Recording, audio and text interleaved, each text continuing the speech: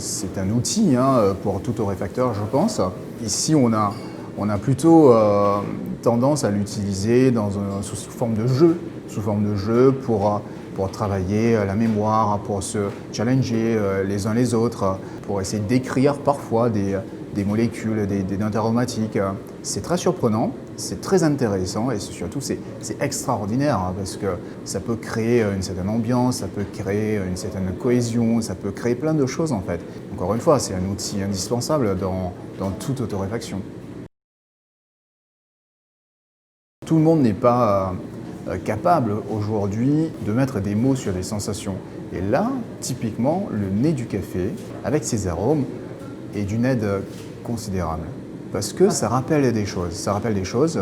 On sait, par exemple, qu'il y a des notes de grillé, qu'il y a des notes fruitées, des notes de type floral, etc., qu'on va retrouver. Mais quand on dit floral, c'est quel type de note florale? C'est ça, mais en utilisant les arômes, on peut identifier de façon un peu plus précise les choses. Et là, c'est utile parce que les gens ont cet éveil-là du coup, ont cette curiosité qui fait qu'on peut les amener un peu plus loin. À chaque étape, on les amène à chaque fois un peu plus loin pour la découverte, pour tout simplement apprécier les choses à leur juste valeur.